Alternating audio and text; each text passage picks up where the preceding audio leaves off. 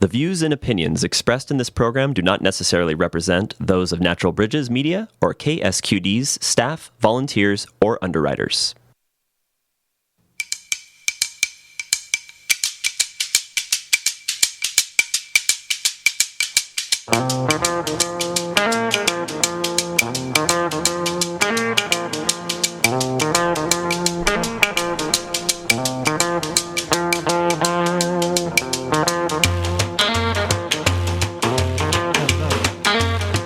Hello and welcome to Talk of the Bay. I'm your host, Len B.A. And with me today is Mark Toney.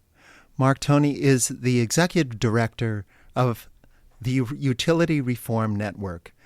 Mark has been Executive Director since 2008. He has transformed the Utility Reform Network, also known as T.U.R.N, into a social movement organization whose 27 staff are two-thirds women and two-thirds people of color, expanding its impact to promote and win racial and economic justice in energy affordability, climate action, and broadband equity policy areas. Mark was appointed in 2020 to the California State Bar Board of Trustees by Governor Newsom and reappointed in 2024. He also currently serves on the National Whistleblower Center Board and previously served on the boards of ACLU Northern California and California Shakespeare Theater. Mark served as Executive Director of the Center for Third World Organizing for 4 years and of Direct Action for Rights and Equality for 8 years. He holds a BA from Brown University, a PhD in Sociology from UC Berkeley, and has been recognized as a Kellogg National Leadership Fellow, National Science Foundation Fellow, Echoing Green Fellow, and as one of Mother Jones' heroes for hard times. Mark Toney, welcome to Talk of the Bay. Len, it's a pleasure to be here. Thank you for inviting me. Yeah, thank you for taking time on New Year's Eve to join us here at the station and talk about the amazing work that the Utility Reform Network has been doing for years. I wanted to start by asking you, T.U.R.N has been advocating for fairer, more affordable utility costs in California for over 4 decades. Utility costs have been rising faster than inflation for a long time, and even more steeply in the last 5 years. It's been reported that some 3 million customers in California are behind on their utility bills, chronically behind. What's going on and why, and what can we do about it? There's a number of problems when it comes to the affordability crisis that so many people find themselves in here in California. What's in utility bills were pretty much kept in the last 20 years, really since 2000. It really has tracked inflation until you get to about 2019. And a number of things happened. One is the cost of wildfire safety has skyrocketed. That is a huge factor. Another utilities like PG&E simply refuse to work within a budget. So, for example, PG&E got approved to spend $4 billion on tree trimming for 2020 to 2020, but they actually spent $11 billion. We're talking about a $7 billion overspend. And that is part of what made the bills pass. Think of it this way. They have something called a memorandum account where they can record how much they spent and then come back later. It's like what we've got to do is figure out a way where we take away the credit card that's issued to PG&E, has no limit, and a guarantee that somebody else will pay the principal. Think about that for a moment. If you were issued a credit card with no spending limit and a guarantee that someone else, whatever you bought, would that make you frugal? It wouldn't for most of us. It wouldn't for me. And it certainly hasn't proven the case for PG&E. So part of it is that they are rewarded for overspending. The way PG&E makes a profit, the way their shareholders make a profit, is not by how much electricity they sell, it's by for capital investments, how much they spend on things like wires and poles. Well, that's why PG&E wants to bury these lines instead of insulating overhead. It costs 5 times as much. So they make 5 times as much profit. Mm-hmm. So part of what we've got to do is to change the structure them for spending the maximum. And that's part of what T.U.R.N has been doing and fighting for. Yeah, and you mentioned that they've been in regard to the wildfire prevention. They want to underground lines instead of just say insulating lines, where it would prevent them from arcing because they'd be insulated, which seems like the less expensive approach. But as you mentioned, as it is, utilities are regulated because they're monopolies that provide an essential service, and the Public Utility Commission is supposed to be the watchdog of that and strike a balance between allowing them to make a fair profit but protecting consumers from abusives and excessive costs. But if in what you're outlining here, it sounds to me like we're seeing more and more, essentially, they're not really preventing the utilities from overspending since they're guaranteed a certain rate of return on whatever their costs are. It's kind of like, oh yeah, the more we spend, the more we're going to make back. And I was reading an article by Nick Boland in the most recent issue of Harper's, and he described a conference organized by the National Association of Regulatory Utility Commissioners, or NARUC, which was largely funded by energy producers, big tech, the utility industry, etc. And some of the commissioners he interviewed were saying, oh yeah, for the money they spend on this, in most states anyway, they get to make a profit on the expense of bringing us here to lobby us to get the kind of deals they want in regulation. And I wonder if you could comment about that. Do you think, maybe it's a relative question, but do you think that the California Public Utilities Commission has done a good job of striking a balance between allowing them to make a fair profit and protecting consumers? Boy, what you've done, Len, is ask two outstanding questions. And I think I got to break them up and take them one at a time. Okay? Please do. This conference you're talking about is basically the National Association of Commissioners, Public Utility Commissioners. Every state commission that regulates their privately owned utilities. And they get together a few times a year. It turns out organizations like T.U.R.N, like the Public Advocate's Office in California. We also belong to our own National Association of the Advocates. And once a year, we have a meeting at the same hotel that the regulators have. I'm telling you this because I want you to know I've been to those meetings that Harper's. So I want to be clear that what I'm saying is from experience, not from what I read. And industry has so much of the natural gas industry, the nuclear power industry. And here's what is hidden. And I'm going to tell you stuff that's not in the article, because I read the article and I said, he is just scratching the surface. He should have talked to me. I will share with you. Great. The Wall Street investment firms act like hidden parties in Public Utility Commission proceedings. They do a couple of things. The way that they have so much influence, and I believe they're even more powerful than utilities like PG&E. When I say Wall Street investment firms, I'm talking about Goldman, talking about Citi, I'm talking about JP Morgan Chase. I'm talking about Merrill Lynch, Bank of America. I'm just naming them so that you know what I'm term Wall Street investors. I'm giving them names.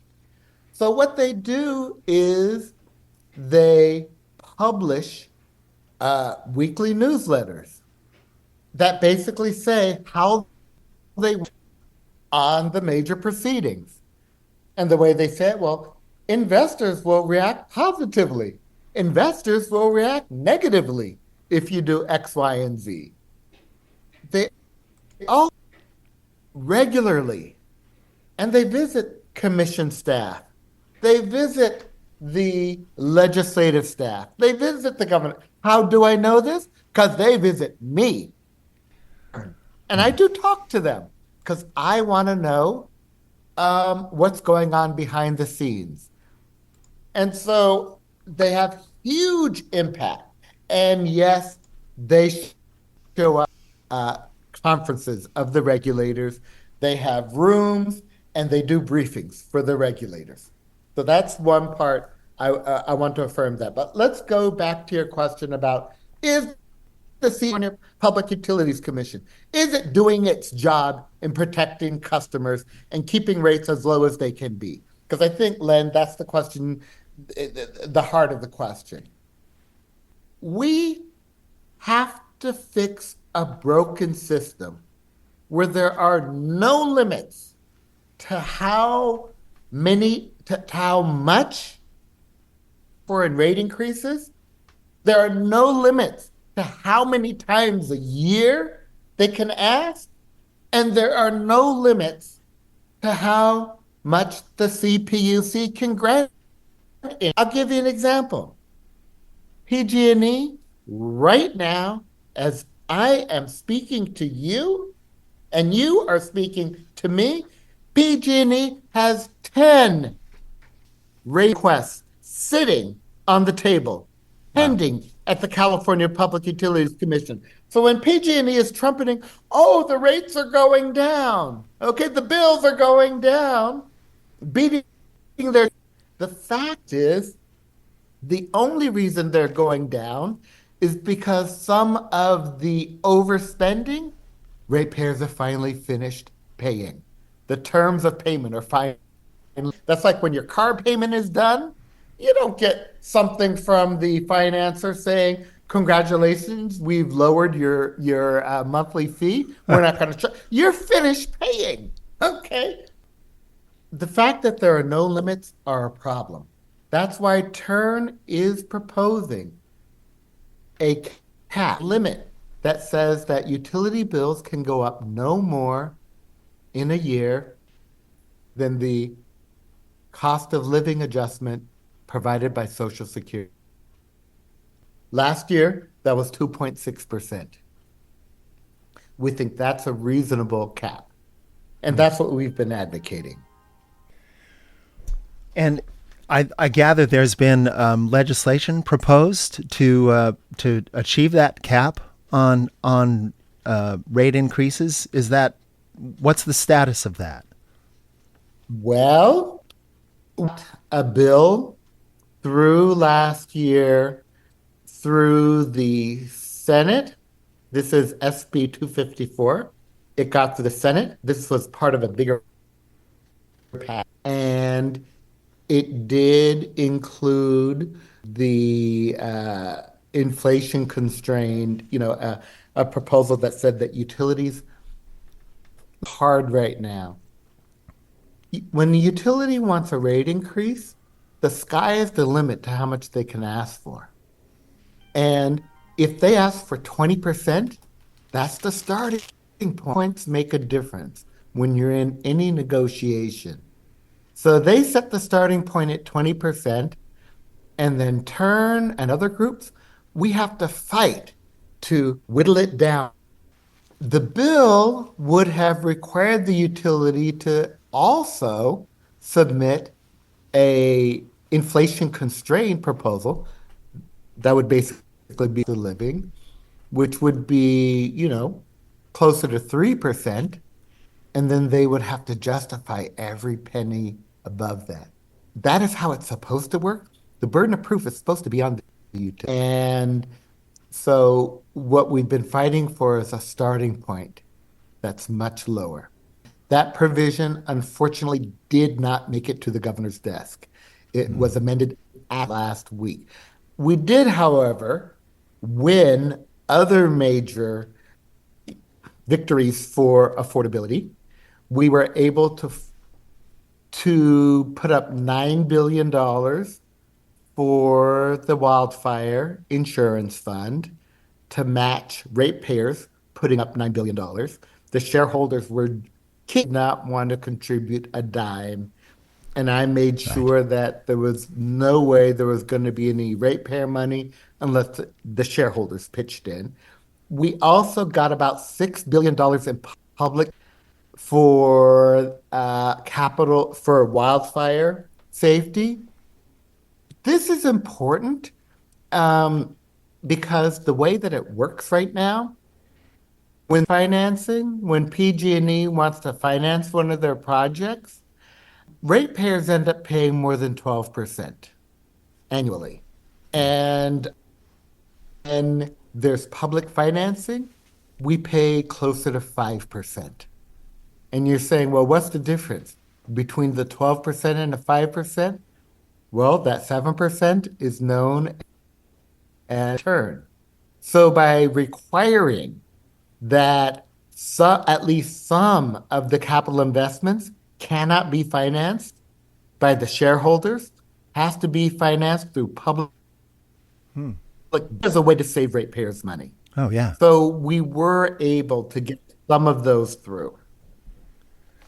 Great. But a lot more work needs to be done. It sounds like it. For listeners who may just be tuning in to Talk of the Bay here at K-Squid, my guest today is Mark Toney. He is the executive director of the Utility Reform Network, which is an advocacy organization working on behalf of ratepayers to keep utility costs in check in the state of California. And Mark, you were just talking about some legislation that you successfully advocated for this year. And I noted AB 1167, which limits the use of ratepayer money for company advertisements and political lobbying activity. Did that also pass? And could you tell us more about that legislation? Yes, AB 1167 was another bill that T.U.R.N. sponsored and fought very hard to get through, and it did get signed by the governor. Great. And what that bill does is it makes it illegal for PG&E and other utilities to take ratepayer money and purchase television ads to do lobbying. And part of the genesis of this bill is I would get so upset, and I know I'm not alone, when PG&E was buying Warrior basketball games. They were buying ads for playoff games. They're buying ads for championship series. And then they bought an ad at the Super Bowl when it was played in San Francisco. And I'm sitting here saying, what a waste of ratepayer money. We should not, they can spend shareholder money however they want. Okay, we cannot stop them from doing that. But they're going to, do everything we can to make sure they do not misspend ratepayer money against the interests of ratepayers. That seems so common sense to me. I mean, why would ratepayers have to cover the cost of investor-owned utilities running advertisements? It doesn't make sense. But I guess up until this legislation, they could, and they could make a profit on that expense, right? Well, they don't make a profit on just regular expenses like that. They make profit on the, investing. What it does is it helps them get support. So they will run ads saying, we are undergrounding thousands of miles for wildfire safety. Why Utilities Commission has a proceeding on how much they're going to let them underground and how much profit they're going to make from undergrounding. So it's more propaganda, if you will. Mm-hmm.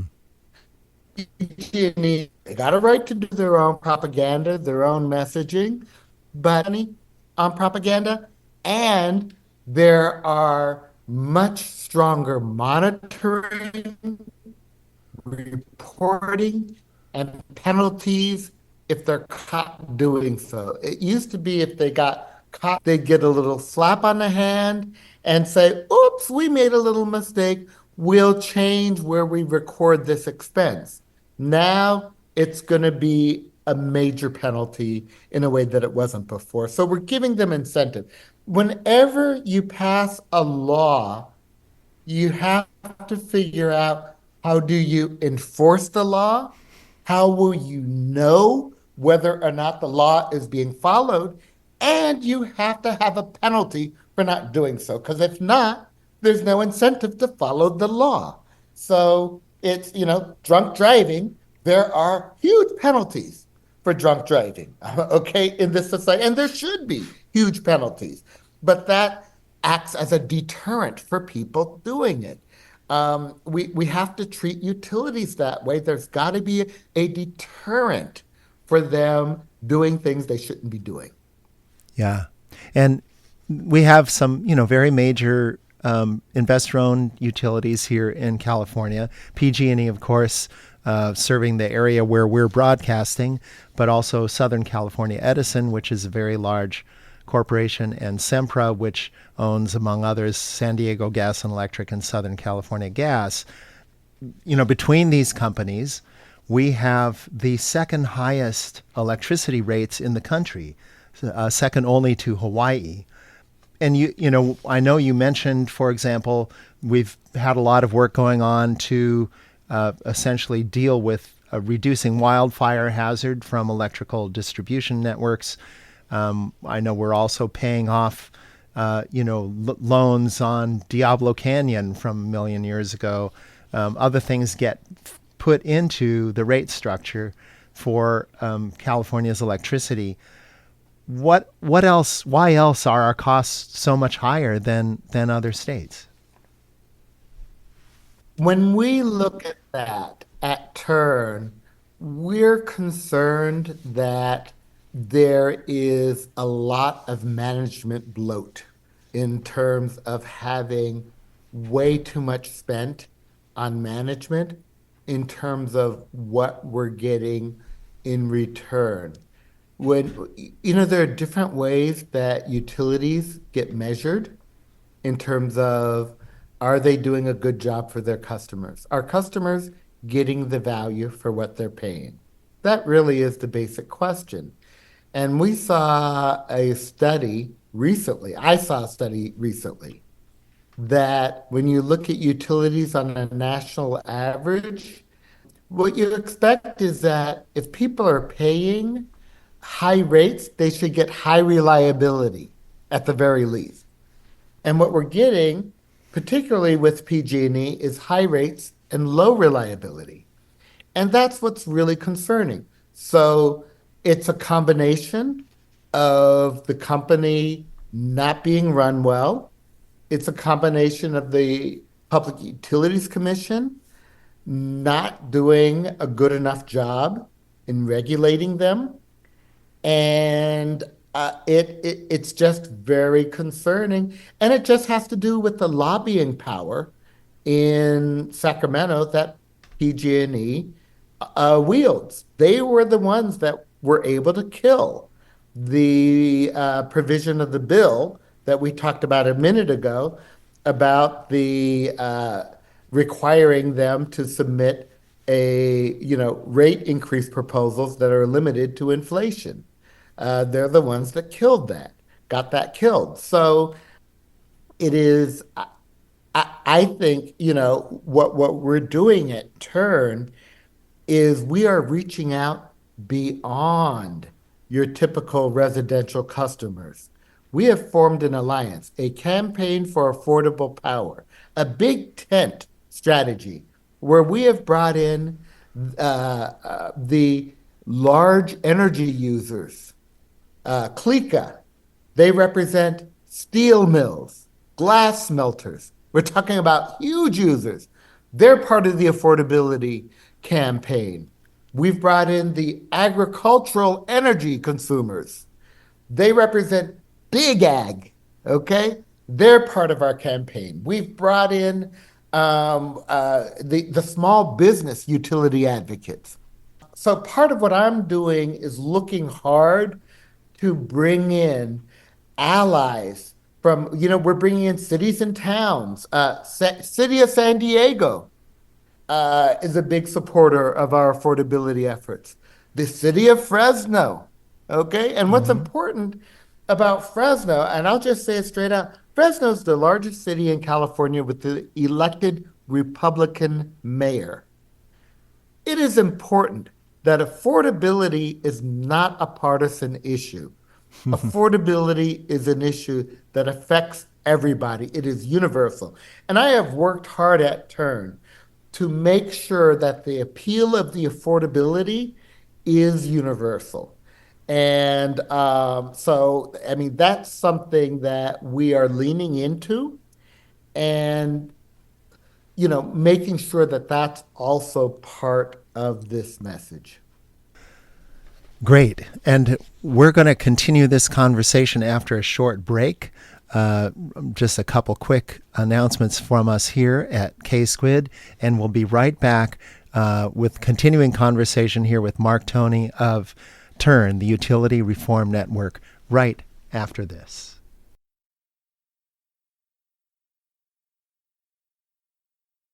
For listeners who may have just recently tuned in, I'm Len B.A., host of Talk of the Bay this evening, and with me is Mark Toney, the Executive Director of T.U.R.N, the Utility Reform Network.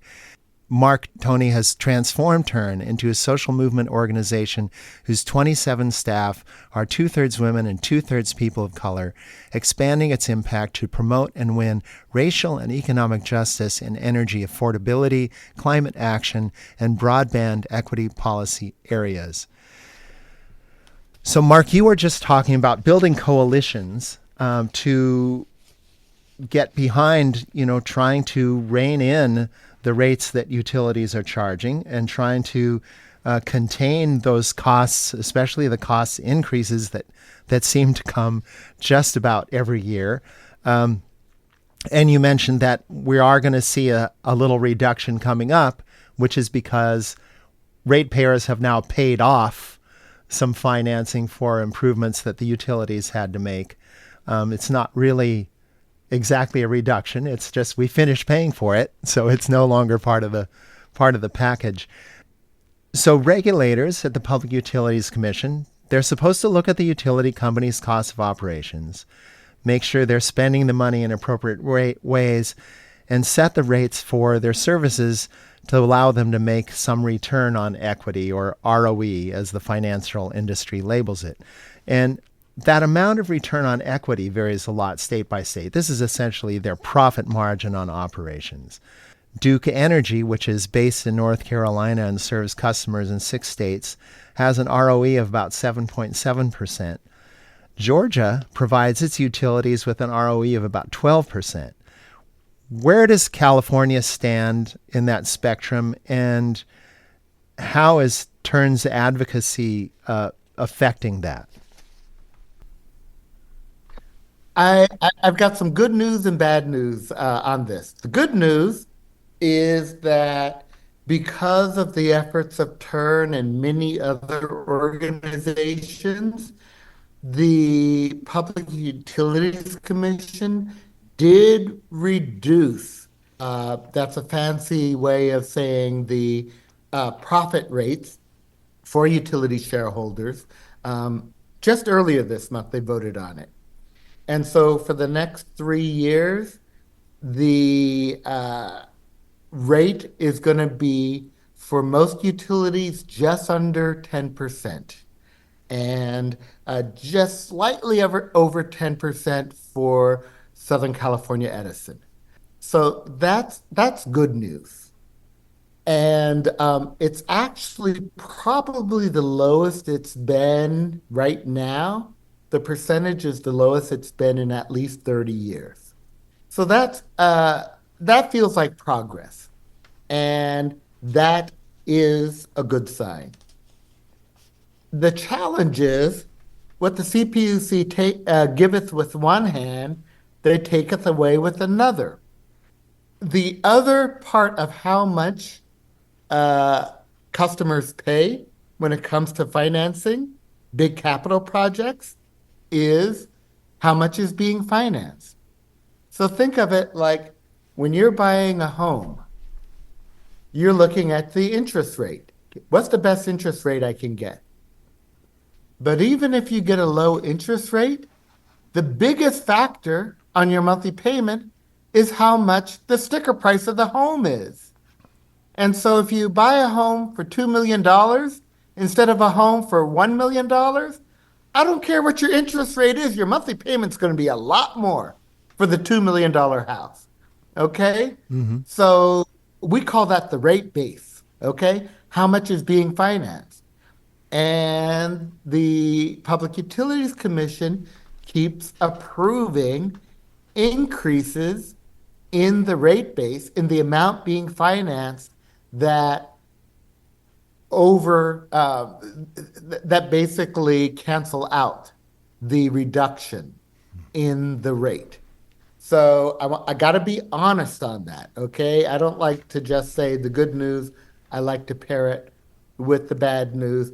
What this shows is that the commission is very good at saber rattling about how much they care about affordability, but when push comes to shove, they are not doing enough, and that is why T.U.R.N is spending so much time with the legislature. We're going over their heads.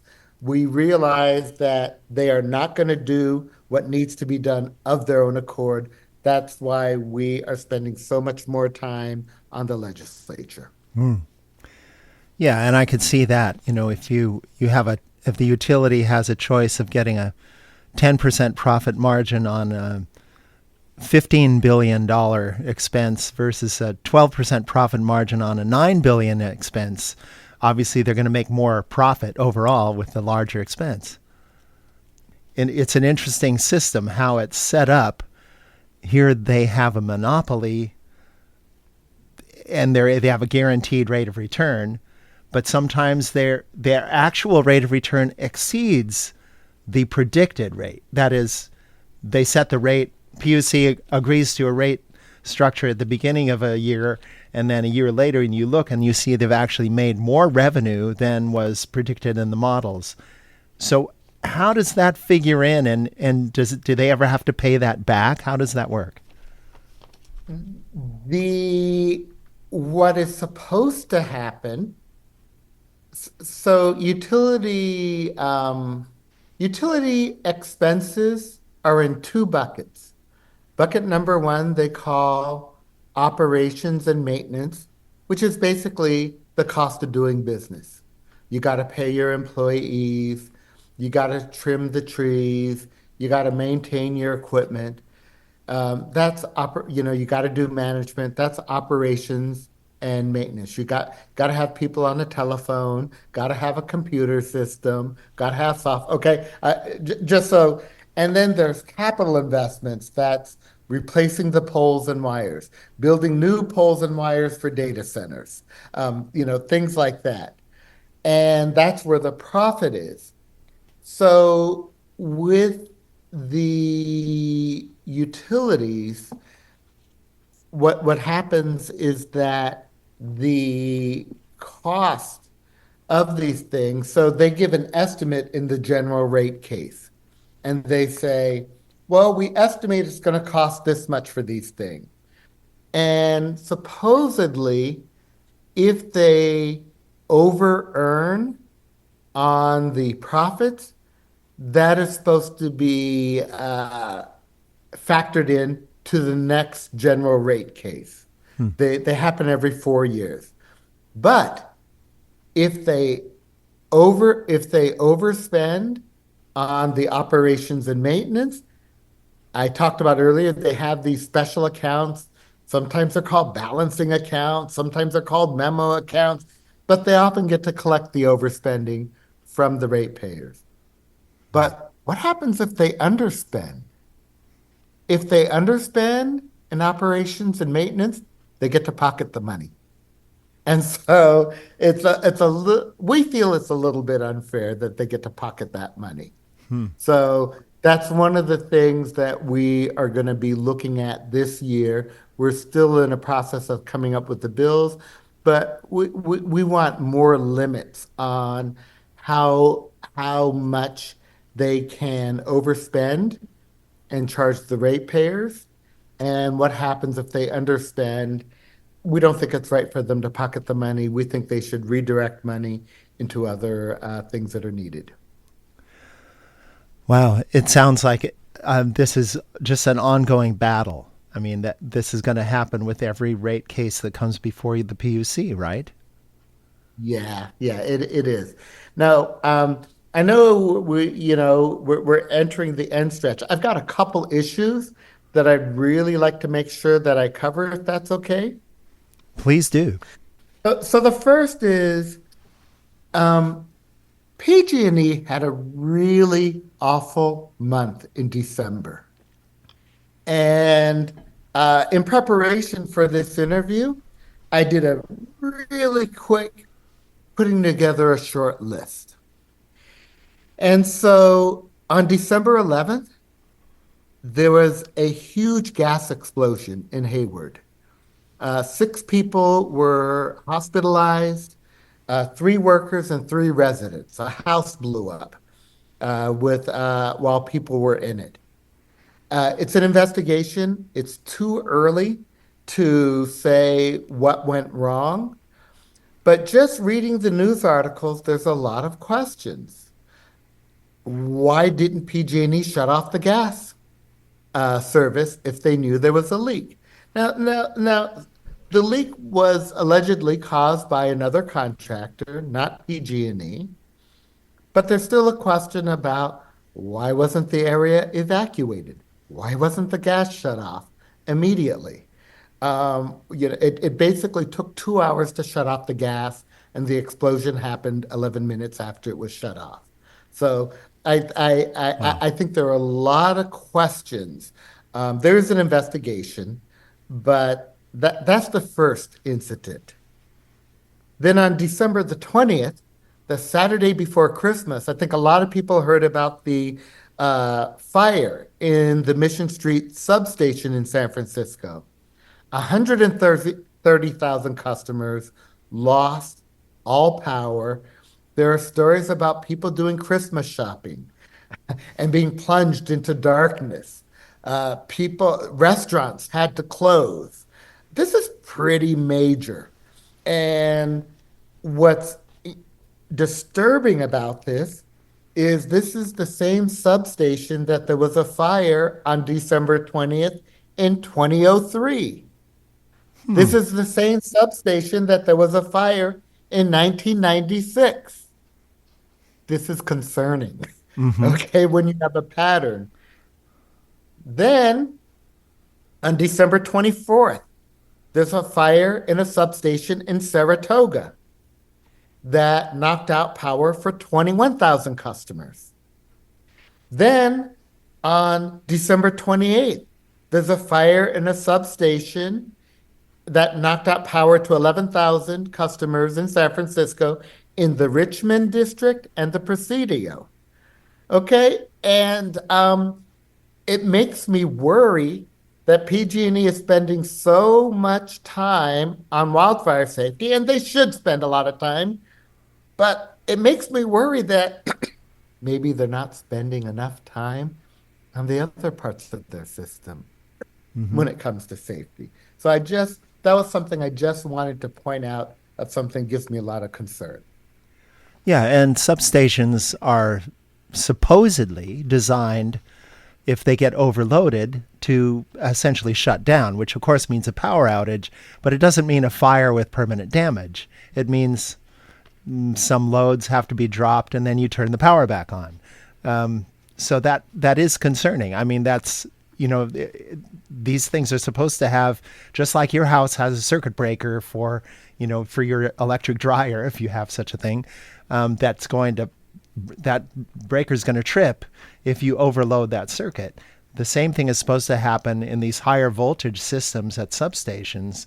And if that stuff's not working and it's causing fires, what happened to the codes? It just makes me, as somebody with an engineering background, I kind of go, wait a minute, that shouldn't be happening on a routine basis.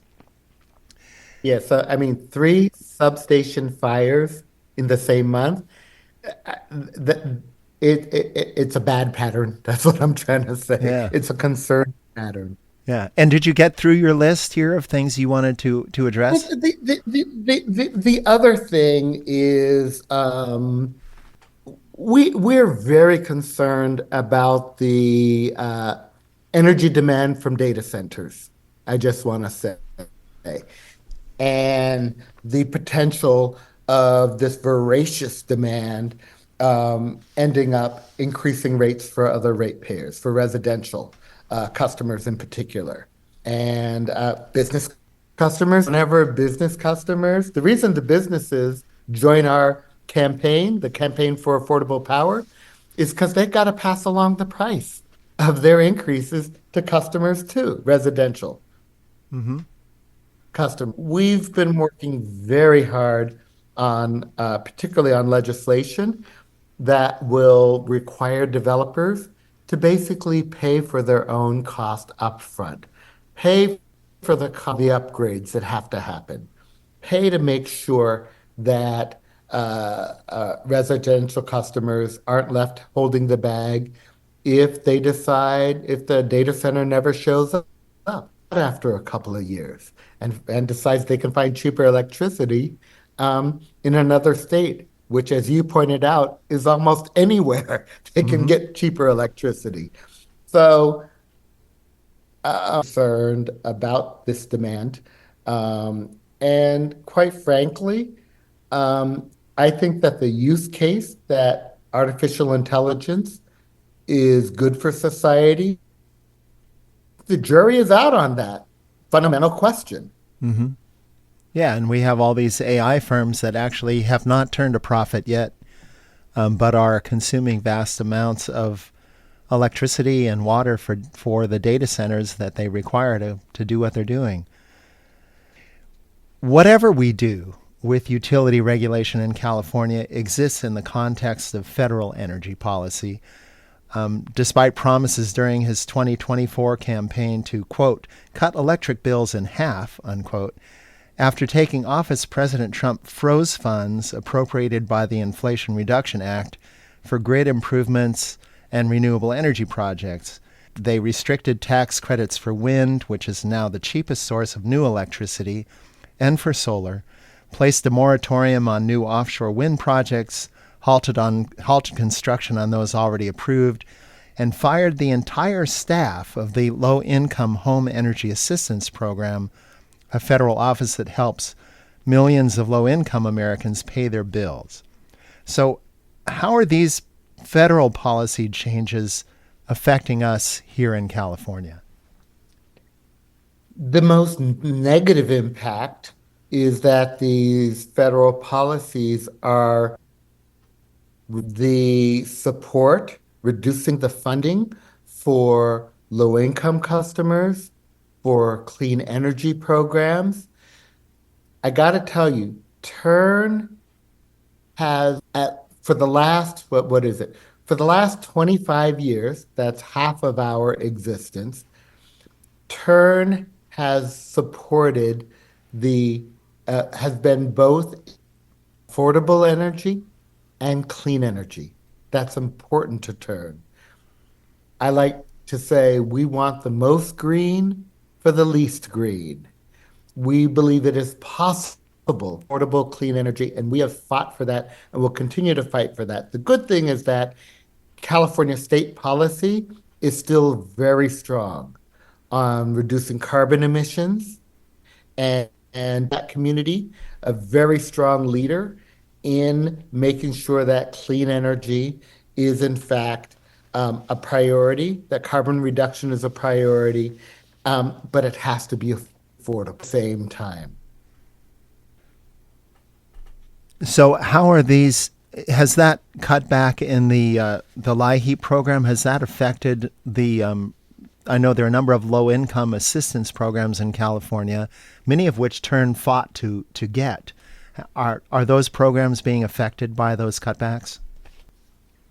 Well, the LIHEAP program, the low income home energy assistance program, those grants are definitely being impacted and cut. And it's much harder for families who are behind.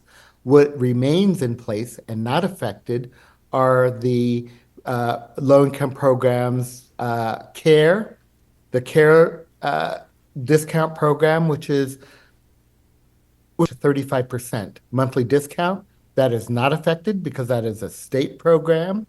The FARA program, which is a program for people that's just above poverty, that's between 200 and 250%. That is not affected. I will say that California policymakers have done a good job in doing and to insulate the most vulnerable families in California from the much of the impact of the federal cuts. There's some impact, but most of the impact. I will give California credit for that. Good. I'm glad that that hasn't impacted every program here. That makes a huge difference for low income people, and I've seen that up front and personal with people that I've worked with.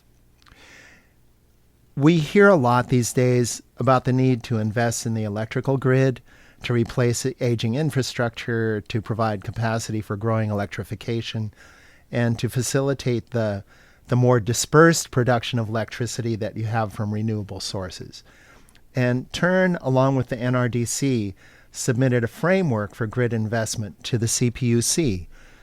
What happened with that proposal? That particular proposal is not one that I personally worked on. What I can tell you is we are policy to consider that some electrical some grid projects should be given priority over others. So on the basis of what benefits society. So for instance, electrifying transportation, that benefits society. Electrifying, okay, building charging stations for trucks. Because what we know is that the largest single contributor to carbon in California is the transportation. So as much of that as we can get electrified is a positive, okay? Electrifying homes, converting homes from gas to electricity. Those are beneficial. They're beneficial because they lower carbon emissions. Now, I'm going to talk about the opposite. I find it very hard to argue Bitcoin mining is beneficial to society. I understand that the Bitcoin miners benefit, but I have a hard time making an argument that society is a better place and that we should prioritize and their need for electricity over electric vehicles. Okay, I have a hard time. And quite honestly, I have a hard time justifying that for data centers also. I'd much rather California policy say, you know what? Not all electrical demand is equal. PG&E and other utilities have months and months waiting lists to run new electrical lines for public schools, for hospitals, for businesses, for affordable housing. I think they should be a higher priority. I don't think that data centers, by virtue of them being to throw tens of millions of dollars on the table, have a right to jump the line in front of things that I know are benefits. So I think that what we're trying to do in general, okay, is to say, California, we need a policy that prioritizes the public, what the public good is, what the public needs, not just say, well, just because you have the dollars to put on the table, that should make you jump the line. I don't like that. Thank you. I'm in alignment with your priorities. Thank you for that. Well, we have just 2 minutes left, and I want to give you an opportunity to tell folks how to find out more about the work of T.U.R.N. and anything else you want to tell us about the work you're doing. And just to thank you, Mark Toney, for coming on the program, and thank you for the important work and advocacy work that T.U.R.N. is doing. I want to thank all your listeners for taking the time. It has been a pleasure. I will say there are 3 things that I would encourage you to do. If you think your bills are too high, I am going to ask you to do 3 things. Every month when you open up your bill, call your senator, call your assembly member, and call the governor and tell them you want bill relief. You want them to support T.U.R.N.'s proposals for affordability in the legislature, and it's a voting issue for you, okay? And do it every month you open up your bill. I would say the other thing I would invite you to do is go to the T.U.R.N. website, T.U.R.N.org. If you can remember how to spell T.U.R.N., you can find us. Sign up for our action alerts. And the reason is because then we will let you know your voice has an impact. One thing I like, okay, sign up and you will then know when your voice has an impact. Wonderful. Mark Toney, thank you again for being on the program. And I look forward to catching up with you as our situation with electricity or with energy costs and utility costs changes over the coming year. It's been a pleasure. Thank you.